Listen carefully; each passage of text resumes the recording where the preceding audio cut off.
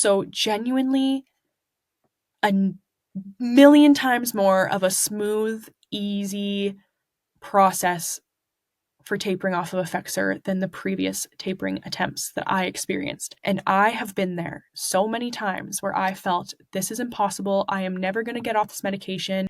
Welcome to Ebbs and Flows with Erin. In this show, we're getting real about navigating the ups and downs of life together. I'm your host, Erin, and we're ditching the pressure to have it all figured out along the way because honestly, nobody does. We'll explore all things healing, growing, creating, and connecting. And if you deal with anxiety, depression, being a highly sensitive person, or just feeling overwhelmed by life sometimes, I see you, and this show is for you. My intention with these conversations is simple: to leave you feeling empowered, validated, and most importantly, reminded that you are never alone, no matter where you're at on your own journey. Learning that we all have the power to heal genuinely changed my life. And the best part, healing does not have to be complicated. The smallest changes really can make the biggest impact, and it can be joyful, fulfilling, and something that we do together. So join me in getting real about what it means to heal. Thank you for being here, and now let's get into it. Hello, and welcome to Ebbs and Flows with Erin. I'm your host, Erin, and today we are getting into part 3 of our Effexor series. If you have not heard part 1 and 2, you can go back and watch those if you're watching on YouTube or listen wherever you're listening to this episode right now. Part 1 was a brief overview of what Effexor is, why I'm talking about it, the number one thing that I suggest you consider and ask your doctor before committing to taking Effexor. We got into the pros and cons of being on Effexor in my experience and opinion. And now we're going to get into part 3, which is all about tapering off of Effexor.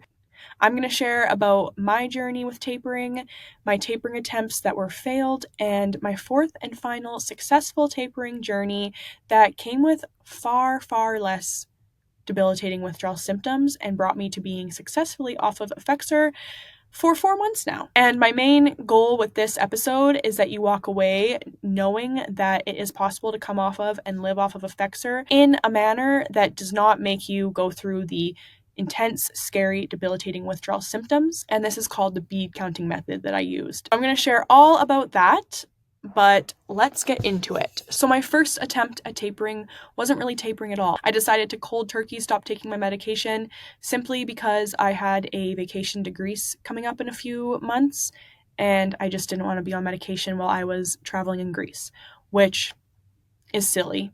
Like, who cares? But anyways, that was my thought process. So I had ran out of my medication. I decided I wasn't going to refill my prescription, and I was just going to get myself off the medication. And up until this point, I had only experienced withdrawals a few times when I had forgotten to take a pill for one day, which I mentioned this back in episode 2.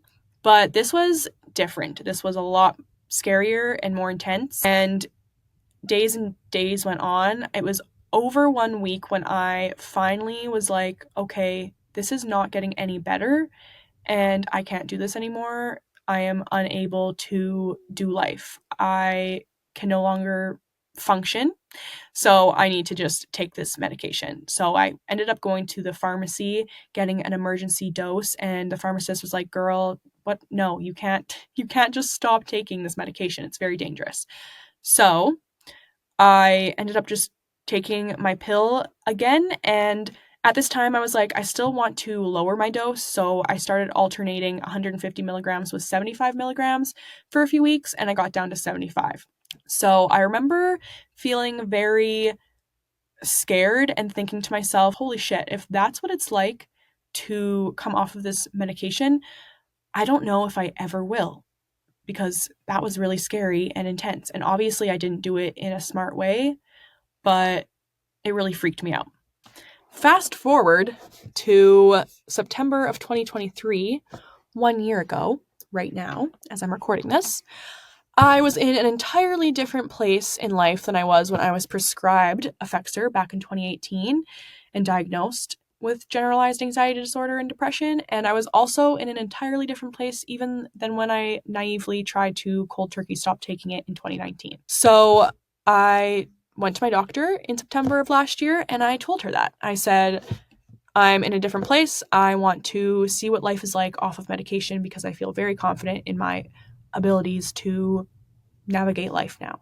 So that is what I told my doctor in September of 2023. And she has seen me take my overall health and wellness seriously over the years and acknowledged that I was definitely in a different place than when she prescribed me this medication 6 years ago.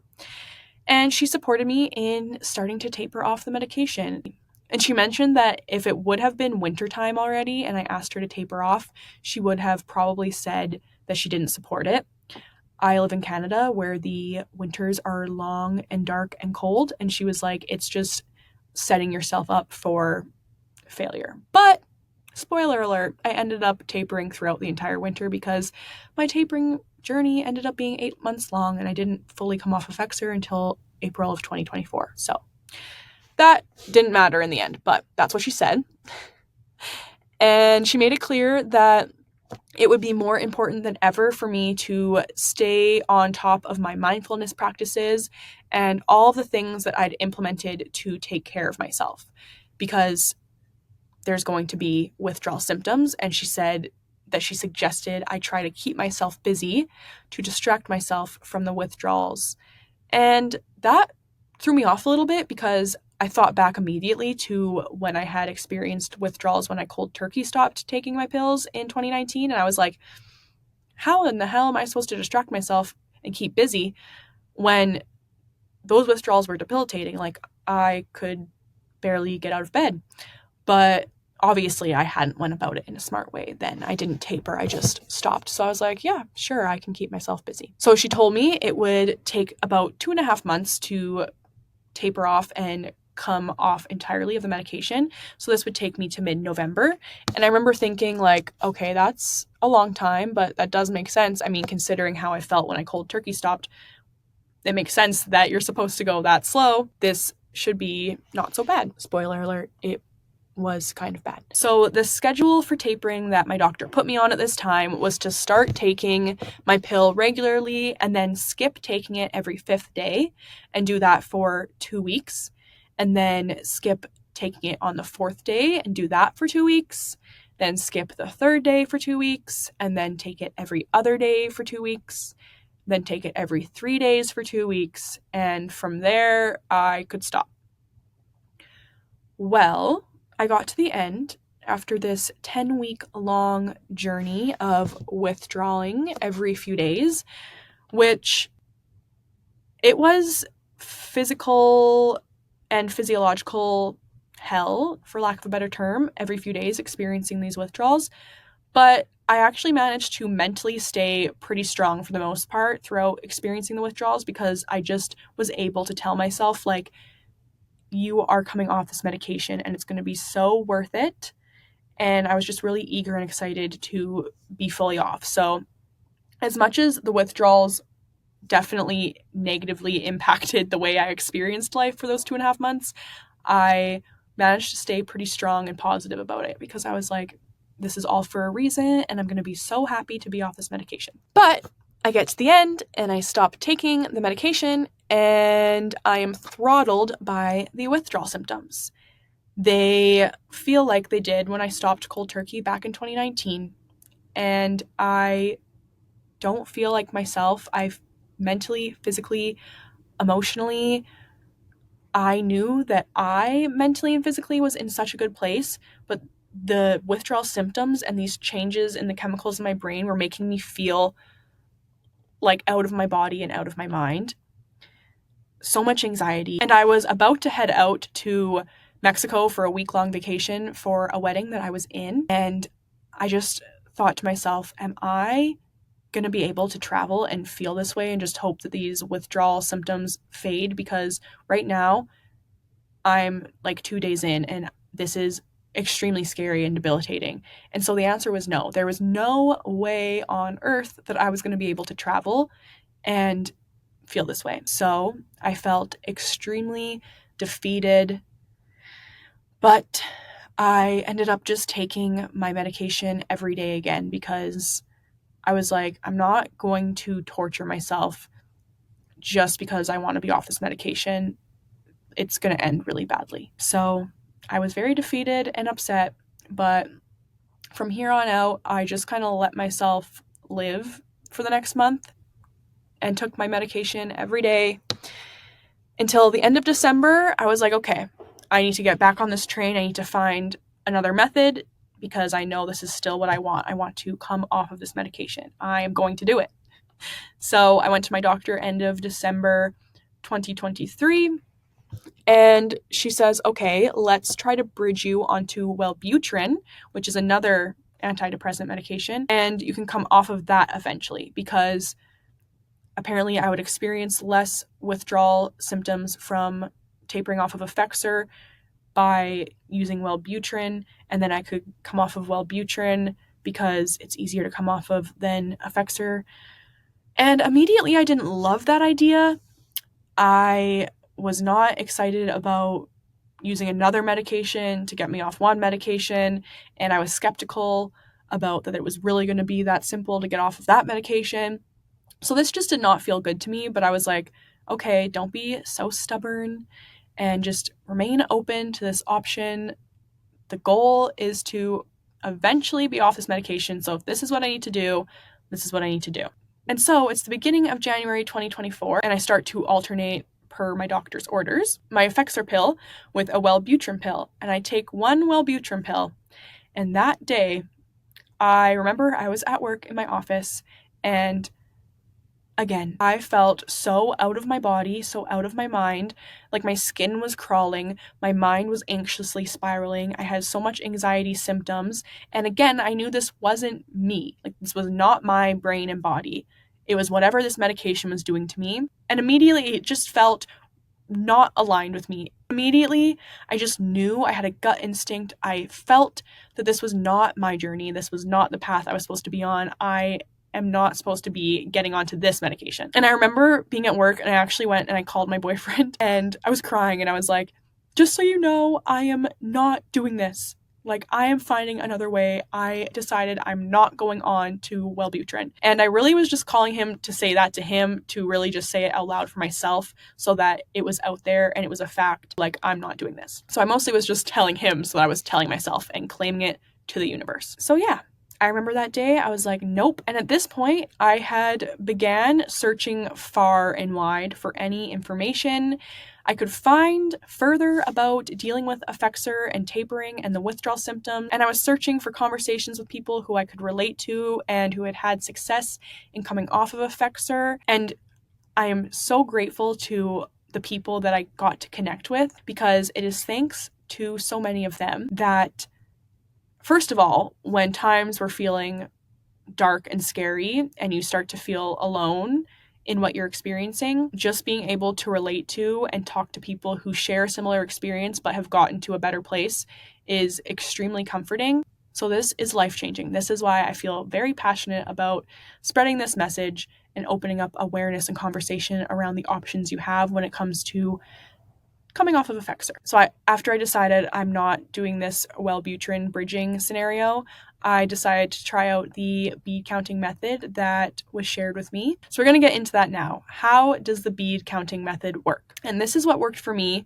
This is a schedule I followed. It was also the one that was suggested to me by the people who had found success in it. And these people were people who had had very similar experiences to me in tapering off with the schedule their doctors gave them, where it was really scary and you just get so defeated. And crazy enough, I think I mentioned this in one of the past episodes, but I went to my doctor and I told her, like, I ended up not going the Wellbutrin route, and now this is what I'm doing. And I was kind of nervous because I didn't know how she was going to receive it, because it's not what she suggested to me.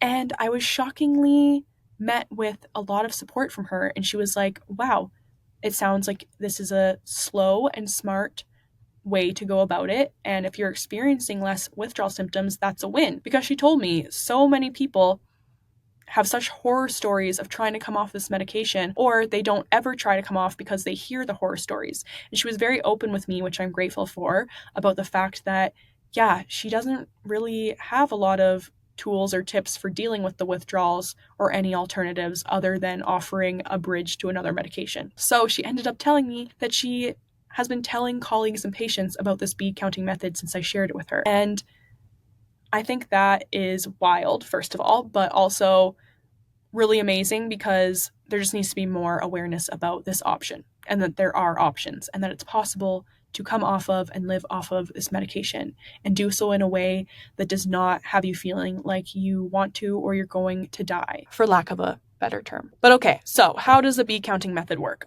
I started by opening up the pill capsule, pouring the beads into the palm of my hand, wetting my finger, and putting that wet finger in the beads, and then removing whatever amount of beads came off of my finger, and I would take the beads that were left over in my hand, toss them back, and swallow them with water. And then after 3 weeks, I removed 5 beads per week. And then when I was down to 10 beads, I removed 1 bead per week. And at 5 beads, I removed 1 bead every 2 weeks until I was 100% off. So this took me 3 months. And I think it's very important to take things slowly with this method too, because the reason this method works in a way that allows you to not experience such debilitating withdrawal symptoms is because it's actually going slowly and allowing your brain to slowly adjust to the change in the levels of the serotonin and norepinephrine in your brain. It's actually allowing it to adjust to the levels changing of neurotransmitters in your brain. That's why it can be so hard and debilitating in the withdrawals to come off of Effexor, even when you're skipping taking it every few days in that traditional tapering method, because 37.5 milligrams is the lowest that the pill goes, and that's still a lot to just take your brain off of. Even if you're tapering, even if you're skipping the pill every few days, when you come to a point when you're just stopping entirely, that's a large amount for your brain to just not have anymore. And simply your brain just needs time to slowly adjust to a change in levels of chemicals in your brain. That's why it is important to take this method slowly, even when you get down to 10 beads or 5 beads or 1 bead and you're feeling kind of silly taking 1 bead every day. Trust me, it's worth it to just stick to the plan and go slowly. This is why it works. I will say when it comes to experiencing any sort of withdrawal symptoms with this bead counting method, I truly did not experience any of the debilitating symptoms I had in the past, like dizziness, nausea, brain zaps, heart palpitations, equilibrium being off. None of that, honestly. I will say about 3 weeks in, I started just noticing like a shift in my energy, and towards the end, experiencing my full range of emotions coming back and adjusting to my appetite leveling out again, and finding ways to support me in my sleep and keeping good sleep hygiene, because I did find I was able to sleep more easily at nighttime when I was on Effexor, but also because I was using cannabis at night to sleep. That always really helped me. And the number one change I've experienced since being Effexor free is that I have a like 99% lower cannabis tolerance. I can barely use it now, which isn't a terrible thing, but when it comes to sleep, that is always what really helped me. So now I've just been finding ways to support my sleep hygiene in just keeping a regular routine, stretching and journaling, and using natural supplements like L-theanine and magnesium and essential oils, and sleeping with healing frequencies on. I have a whole routine now.